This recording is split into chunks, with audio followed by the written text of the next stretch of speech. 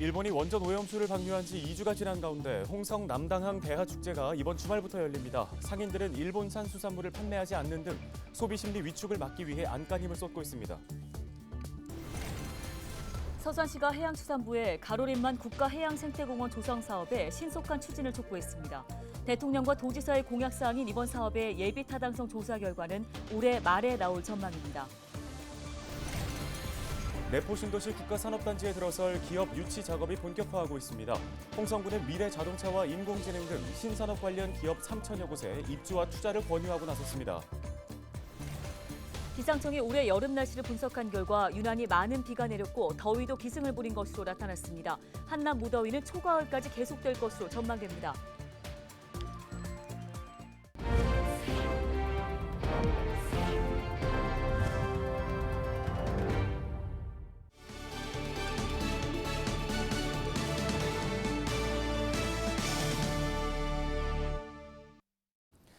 시청자 여러분 안녕하십니까? 헬로티비 뉴스입니다. 네, 이맘때 서해안에서 찾게 되는 대표 별미 어떤 게 있을까요? 보통 이제 살이 통통하게 오른 대하가 먼저 생각나는데 그렇죠. 요즘에 지금 보니까 이번 주말쯤인가요? 홍성 남당항에서 대하 축제 열린다고 하던데요. 그렇습니다. 네. 그런데 마냥 즐거울 수만은 없는 게요. 상인들은 이 일본 후쿠시마 원전 오염수 방류 여파를 가장 걱정을 하고 있습니다. 네.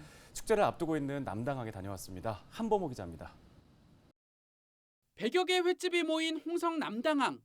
요즘 수족관을 가득 채운 건 서해안 가을 대표 먹거리 대하입니다.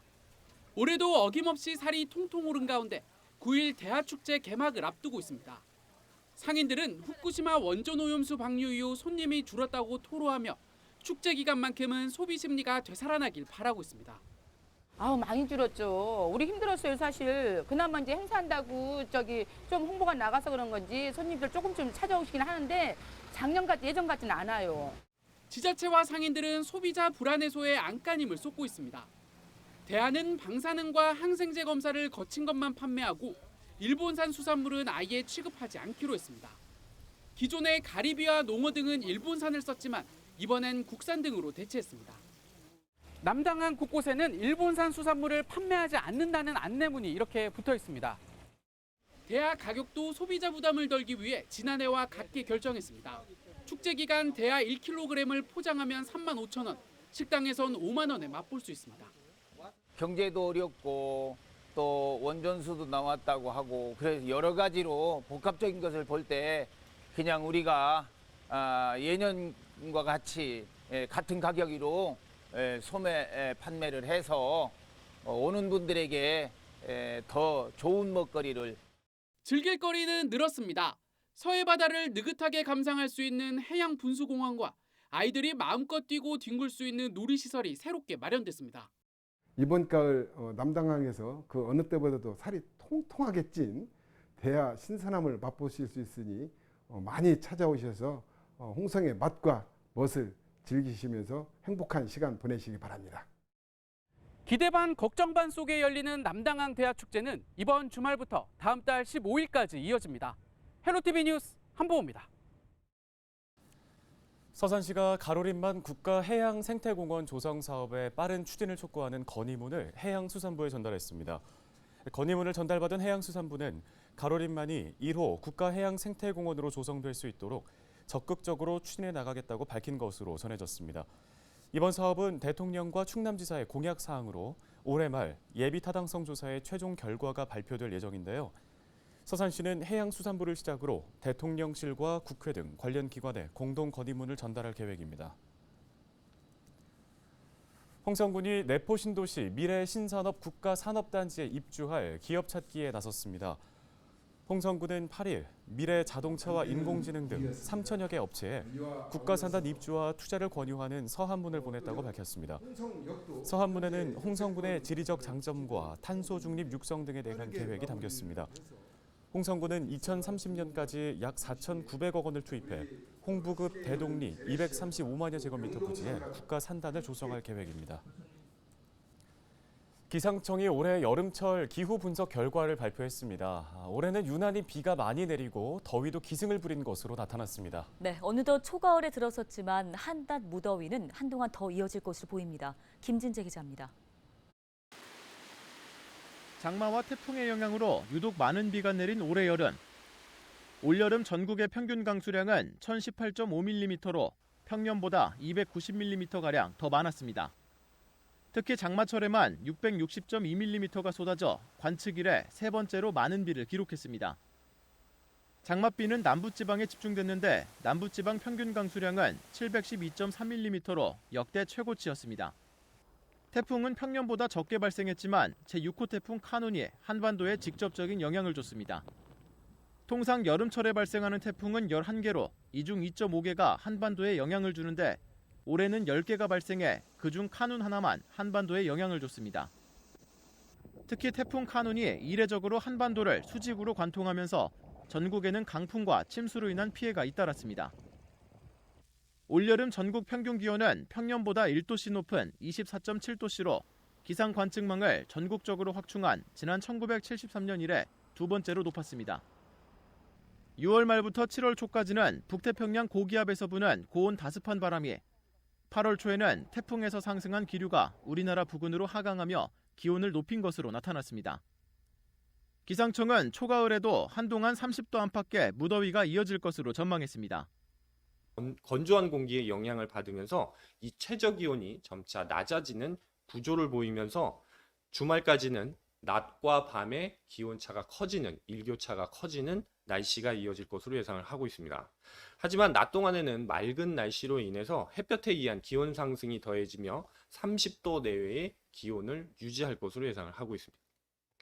기상청은 당분간 높은 일교차와 함께 기온 변동성이 클 것으로 예상된다며 건강관리에 유의해달라고 당부했습니다. 헬로티비 뉴스 김진재입니다.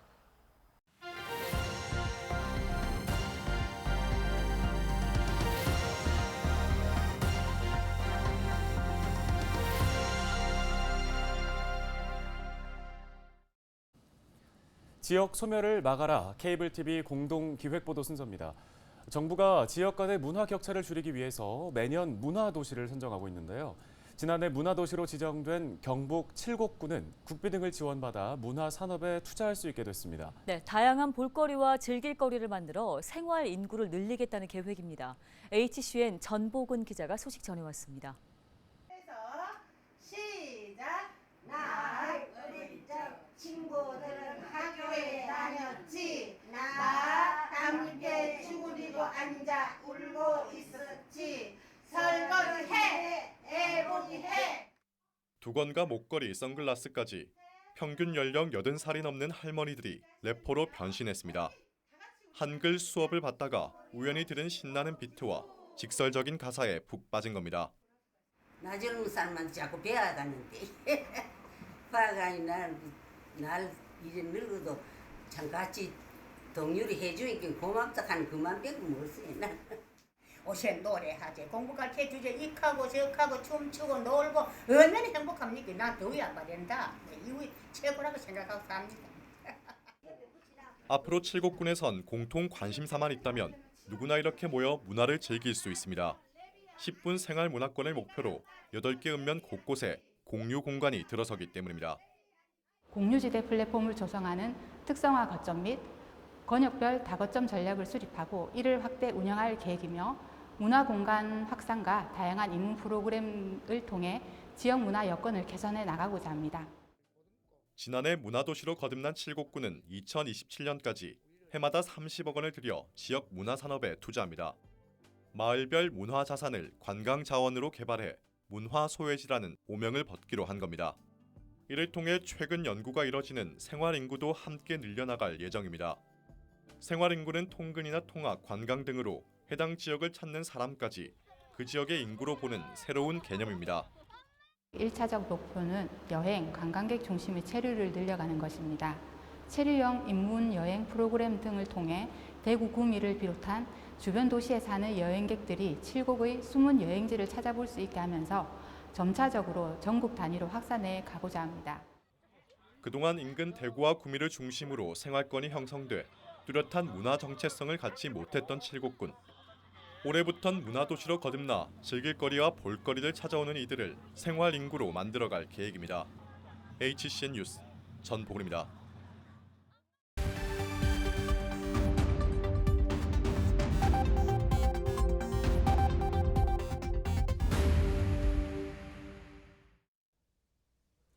시청자 여러분 안녕하세요.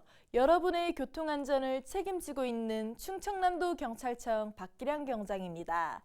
사고 현장이 담긴 블랙박스 영상을 통해 교통안전 수칙을 점검해보고 있는데요. 오늘의 첫 번째 사고 영상부터 만나보겠습니다. 지난 5월 새벽 시간대 공주의 한 국도, 블랙박스 차량이 공주 IC 방향으로 진행하다 갑자기 차선을 이탈하더니 가드레일을 충격하고 그 너머 구릉으로 전도되는 사고가 발생합니다. 원인 미상의 사고지만 이른 아침 시간대의 사고라는 점에서 졸음운전으로 추정되는데요. 운전 중 부주의나 딴짓이 돌이킬 수 없는 사고의 원인이 된다는 점 꼭 기억하셔야겠습니다. 계속해서 다음 영상 보시죠. 지난 4월 보령의 한 도로, 커브를 돌면서 중앙선을 넘어오는 반대편 차량과 정면 충돌하는 사고가 발생합니다. 중앙선 침범으로 인한 정면 충돌 사고는 치명적인 피해를 가져옵니다. 중앙선은 단순한 구분선이 아닌 절대로 넘어서는 안 되는 생명선입니다. 다음 영상 이어서 보겠습니다. 지난 5월 아산의 한 교차로, 2차로에 있던 블랙박스 차량이 녹색 신호에 좌회전을 하는데요. 얼마 못 가 차가 흔들리면서 멈춰섭니다. 1차로에서 좌회전하던 버스가 크게 돌으려다 2차로를 침범해 사고를 낸 건데요. 좌회전 차량들을 위해 노면에 초록색 유도선이 사용됩니다. 진행 차선에 주행 유도선이 있다면 그 선을 따라 움직이는 것이 안전합니다. 오늘도 운전 중인 여러분, 안전운행 하시길 바랍니다. 지금까지 블랙박스로 본 교통안전, 박기량 경장이었습니다.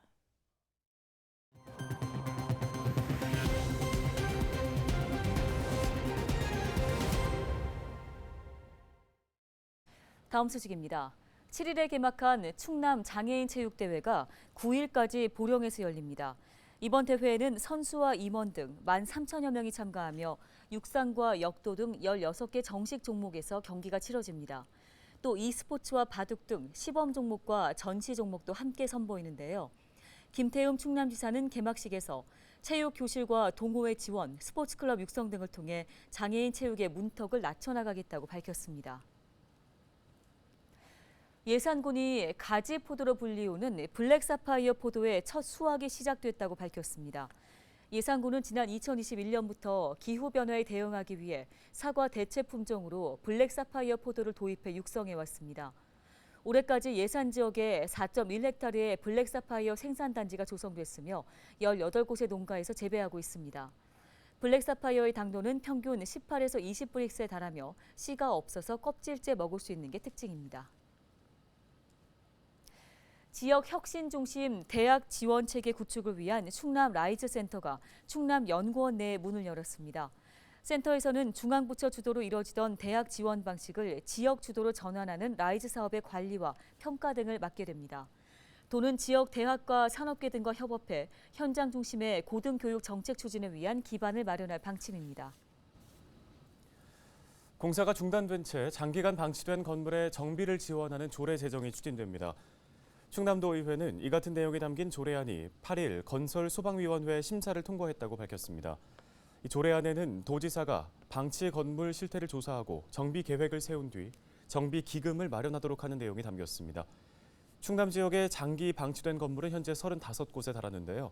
이번 조례안은 오는 20일 본회의에서 최종 심의될 예정입니다. 당진시가 경유자동차 소유자에게 환경 개선 부담금을 부과합니다. 대상자는 올해 1월부터 6월까지 경유차를 소유한 시민으로 납부 기한은 다음 달 4일까지인데요. 시는 납부자의 편의를 위해 납부액의 최대 10%를 감면해주는 제도를 시행하고 있으며 신청은 당진시에 문의하면 됩니다.